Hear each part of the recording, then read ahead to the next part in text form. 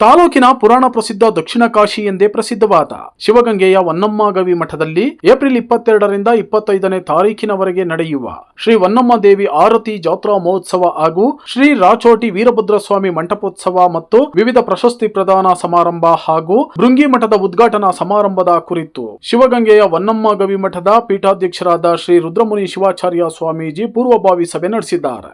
ಸಭೆಯಲ್ಲಿ ಮಾತನಾಡಿದ ಅವರು, ಚುನಾವಣಾ ನೀತಿ ಸಂಹಿತೆ ಜಾರಿಯಲ್ಲಿದೆ.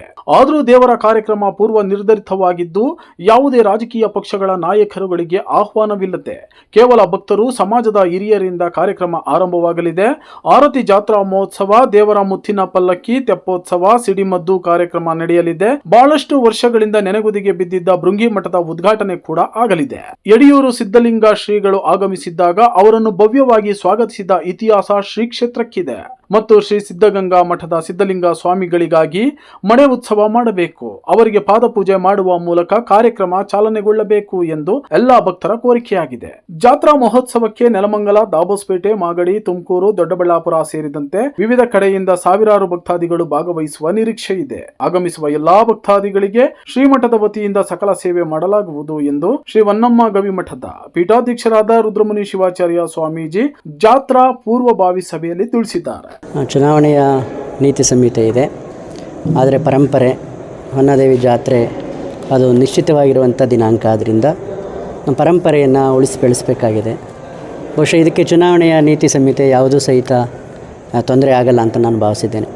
ಈ ಭಾಗದ ಎಲ್ಲ ಜನತೆ, ಸಮಾಜದ ಅವರು ನಮ್ಮ ಕಾರ್ಯಕ್ರಮದ ಪರವಾಗಿ ಇದ್ದಾರೆ. ಇಲ್ಲಿ ಮತ್ತು ಯಾವ ರಾಜಕಾರಣಿಗಳನ್ನೂ ಸಹಿತ ನಾವೇನು ಆಹ್ವಾನ ಮಾಡಿಲ್ಲ. ಇದೊಂದು ಧಾರ್ಮಿಕ ಕಾರ್ಯಕ್ರಮ ಆಗಿರೋದ್ರಿಂದ ಪ್ರತಿ ವರ್ಷದಂತೆ ಈ ವರ್ಷ ಆರತಿ ಮಹೋತ್ಸವ, ತೆಪ್ಪೋತ್ಸವ, ಮುತ್ತಿನ ಪಲ್ಕಿ, ಲಿಂಗ ದೀಕ್ಷಾ ಸಮಾರಂಭಗಳು ನಡೀತಾ ಇದ್ದಾವೆ. ವಿಶೇಷ ಏನು ಅಂತ ಹೇಳಿದ್ರೆ, ಈ ವರ್ಷ ಭಾಳಷ್ಟು ವರ್ಷಗಳ ಹಿಂದಿಂದ ಶಿಥಿಲವಾಗಿದ್ದಂಥ ಒಂದು ಭೃಂಗಿ ಮಠ, ಆ ಮಠದ ಪುನಃ ನಿರ್ಮಾಣ ಮಾಡಿ ಅದನ್ನು ಲೋಕಾರ್ಪಣೆ ಮಾಡುವಂಥ ಒಂದು ಕಾರ್ಯಕ್ರಮ. ಶಿವಗಂಗಾ ಕ್ಷೇತ್ರದಲ್ಲಿ ಯಡಿಯೂರು ಸಿದ್ದಲಿಂಗೇಶ್ವರರು ದಯಮಾಡಿಸಿದಾಗ ಅವ್ರನ್ನ ವಿಶೇಷವಾದ ರೀತಿಯಲ್ಲಿ ಆಹ್ವಾನ ಮಾಡಿದಂಥ ಒಂದು ಪರಂಪರೆ ಇದೆ ಈ ಕ್ಷೇತ್ರಕ್ಕೆ. ಆ ಪರಂಪರೆಯನ್ನು ಮುಂದುವರಿಸಬೇಕು ಮತ್ತು ಅದು ಜನಗಳ ಮಾನಸದಲ್ಲಿ ಉಳಿಬೇಕು ಅನ್ನುವಂಥ ಕಾರಣಕ್ಕಾಗಿ ಸಿದ್ಧಗಂಗೆಯ ಪೂಜ್ಯ ಸಿದ್ಧಲಿಂಗ ಮಹಾಸ್ವಾಮಿಗಳವರಿಗೆ ನಡೆ ಮಡಿ ಉತ್ಸವ ಅಂಥೇಳಿ ಒಂದು ಉತ್ಸವವನ್ನು ಮಾಡಬೇಕು ಅಂಥೇಳಿ ಭಕ್ತಿಭಾವದಿಂದ ಪೂಜ್ಯರನ್ನು ನಡೆಮುಡಿ ಮೂಲಕ ಆಹ್ವಾನಿಸಿ ಅವರನ್ನು ಪಾದಪೂಜೆ ಮಾಡಿ ಆನಂತರ ಸಮಾರಂಭಕ್ಕೆ ಆಹ್ವಾನಿಸಿ ಮತ್ತು ಸಮಾರಂಭ ಪೂರ್ಣ ಮಾಡುವಂಥ ಒಂದು ಕಾರ್ಯಕ್ರಮ ಇದೆ. ಇದೊಂದು ವಿಶೇಷವಾಗಿ ಒಂದು ಭಕ್ತಿ ಭಾವನೆಯಿಂದ ರೂಪಿಸಬೇಕು ಅನ್ನುವಂಥ ಕಾರಣಕ್ಕಾಗಿ ಪೂರ್ವಭಾವಿ ಸಭೆಯನ್ನು ಕರೆದಿದ್ದೇವೆ. ಲಿಂಗಮಠದ ಲೋಕಾರ್ಪಣೆಯ ಜೊತೆಯಲ್ಲಿ ಶ್ರೀಮಠದಲ್ಲಿ ವರ್ಷ ಲಿಂಗ ದೀಕ್ಷೆಯನ್ನು ನಡೀತಾ ಇದೆ. ಪ್ರತಿ ವರ್ಷ 100ಕ್ಕೂ ಹೆಚ್ಚು ಒಟ್ಟುಗಳು ಪ್ರತಿ ವರ್ಷ ಲಿಂಗ ದೀಕ್ಷೆಯನ್ನು ಮಾಡಿಕೊಳ್ತಿದ್ದಾರೆ. ಈ ವರ್ಷವೂ ಸಹಿತ ಹೆಚ್ಚು ಒಟ್ಟುಗಳು ಬೆಳ್ಳಿ ಕರಡಿಗೆ, ಲಿಂಗೋಸ್ತ್ರ, ಪಂಚೆ ಎಲ್ಲವೂ ಸಹಿತ ಭಕ್ತರ ಸಹಕಾರದಿಂದ ಮಠದಿಂದ ನೀಡುವಂಥ ಒಂದು ಕಾರ್ಯಕ್ರಮ. ಇದೊಂದು ವಿಶೇಷವಾದಂಥ ಸಂಸ್ಕಾರ. ಇದನ್ನು ನಾವು ರೂಪಿಸಿದ್ದೇವೆ. ಇದ್ರ ಜೊತೆಯಲ್ಲಿ ಆರತಿ, ಒಕ್ಲಕ್ಕಿ ಆರತಿ ಅಂತಲೇ ತುಂಬ ಪ್ರಸಿದ್ಧಿಯಾಗಿರ್ತಕ್ಕಂಥದ್ದು. ಬೆಟ್ಟದ ಮೇಲೆ ಇರುವಂಥ ಅಮ್ಮನವರಿಗೆ ಆರತಿ ಮಹೋತ್ಸವವನ್ನು ಹಮ್ಮಿಕೊಂಡು ಅದನ್ನು ಸುಮಂಗಲೆಯರು, 100 ಜನ ಸುಮಂಗಲೆಯರು ಆರತಿ ಬೆಳಗುವಂಥ ಒಂದು ಕಾರ್ಯಕ್ರಮ ಇದೆ.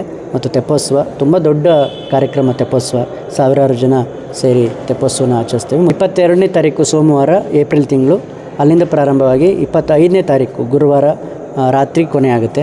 4 ದಿವಸಗಳ ಕಾರ್ಯಕ್ರಮ ಇದು. ಅತ್ಯಂತ ಶ್ರದ್ಧಾಭಕ್ತಿಗಳಿಂದ ಈ ಕಾರ್ಯಕ್ರಮದಲ್ಲಿ ಭಾಗಿಯಾಗಬೇಕು. ನಮ್ಮ ಪರಂಪರೆಗಳು ಉಳಿಬೇಕು. ನಮ್ಮ ಮುಂದಿನ ಪೀಳಿಗೆಗೆ ನಮ್ಮ ಸಂಸ್ಕಾರ ಮತ್ತು ನಮ್ಮ ಆಚಾರ ವಿಚಾರಗಳು ಅದು ಮುಂದಕ್ಕೆ ಹೋಗಬೇಕು ಅನ್ನುವಂಥ ಕಾರಣಕ್ಕಾಗಿ ಒಂದು ಧಾರ್ಮಿಕ ಶ್ರದ್ಧೆಯನ್ನು ಬೆಳೆಸುವಂಥ ಕಾರ್ಯಕ್ರಮವಾಗಿ ಭಕ್ತರು ಸಹಕರಿಸಬೇಕು ಅಂತೇಳಿ ಭಾವಿಸಿದ್ದಾರೆ.